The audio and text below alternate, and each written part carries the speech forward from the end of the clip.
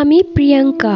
গ্রামে আমার নানু বাড়ির পেছনে ছিল একটি পুরনো গোরস্থান। আগে সেখানে লাশ দাফন করলেও এখন আর কেউ করে না। একটা কারণে সেই গোরস্থানটি চিরদিনের জন্য বন্ধ করে দেওয়া হয়। গ্রাম দেশে শিয়াল অনেক বেশি। রাত হলে শিয়ালের ডাক। গোরস্থানে যখনই লাশ দাফন করা হতো তখনই শিয়াল মাটি খুঁড়ে লাশ বের করে নিয়ে যেত। কখনো কখনো তো সেই গোরস্থানে মৃত ব্যক্তির খন্ড খন্ড মাংস নিচে পড়ে থাকতো। তো যখনই কোনো মানুষ মারা যেত সেই গোরস্থানে দাফন করার পরেই সকালে মানুষ দেখতো কবরের মাটি খোদানো এবং সেখানে লাশ নেই, রক্তগুলো শুকিয়ে গেছে, মানে সেখানেই লাশটাকে টেনে হিচড়ে খাওয়া হয়েছে। তো এমনই একদিন সেই গ্রামের গণ্যমান্য এক ব্যক্তি মারা যায়। সবাই আগে থেকেই জানতো এই গোরস্থানে দাফন করার পরের দিনই লাশ গায়েব হয়ে যাবে, কেননা এই গ্রামে অনেক শিয়াল। তাই যে ব্যক্তি মারা গেছে তার বড় ছেলে লাশ পাহারা দিবে বলে ঠিক করে, যাতে শিয়াল নিয়ে যেতে না পারে। তো তিনি তার হাতে একটি মশাল জ্বালিয়ে রেখেছিলেন। তার সাথে তার পরিচিত আরো একজন ছেলে ছিল। কবরের কিছুটা সামনেই তারা পাটি বিছিয়ে বসেছিল আর নজর রাখছিল যাতে শিয়াল না আসে। শিয়াল আসলেই তাকে লাঠি পেটা করবে। কিছুক্ষণ পর তারা যা দেখলো তা দেখে তাদের পায়ের নিচ থেকে মাটি সরে গেল। পশ্চিম পাড়া থেকে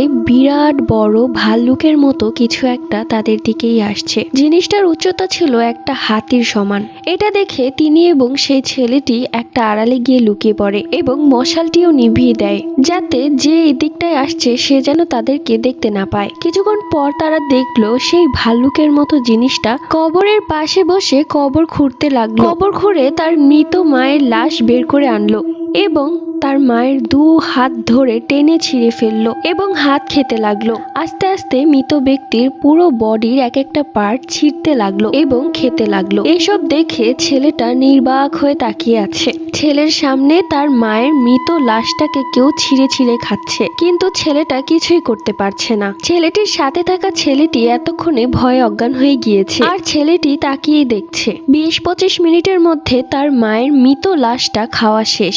এরপর সেই জিনিসটা আস্তে আস্তে হেঁটে যেই দিক দিয়ে এসেছিল সেই দিকে চলে গেল। এরপর ছেলেটা অনেক কষ্টে ওই ছেলেটাকে নিয়ে বাড়ি ফিরে এবং বাড়ি এসে অজ্ঞান হয়ে পড়ে যায়। ছেলেটার 7 দিন জ্বর ছিল। পরিশেষে একজন কবিরাজকে নিয়ে আসা হয়। সে কবিরাজ পুরো গোরস্থান ঘোরার পর বলল এই গোরস্থানে নাকি পিশাচের নজর পড়েছে, যে কিনা সব লাশ খেয়ে ফেলতো। সবাই আতঙ্কে আত্মহারা। তখন সে কবিরাজ বলল চিন্তার কোনো কারণ নেই, এই পিশাচ এক জায়গায় বেশি দিন থাকে না। এই গ্রামে অনেক দিন ছিল, তাই এখন সে অন্য গ্রামে যাবে। তারপরেও এই গোরস্থানে লাশ দাফন করতে নিষেধ করলো, কেননা এই গোরস্থানে লাশ দাফন করলে সে আবারও চলে আসতে পারে। তো আজকের এই ভৌতিক ঘটনাটা তোমাদের কেমন লেগেছে অবশ্যই কমেন্ট করে জানিয়ে দিও। আলহামদুলিল্লাহ, আজকে আমার বিবাহ বার্ষিকীর 3 বছর পূর্ণ হলো।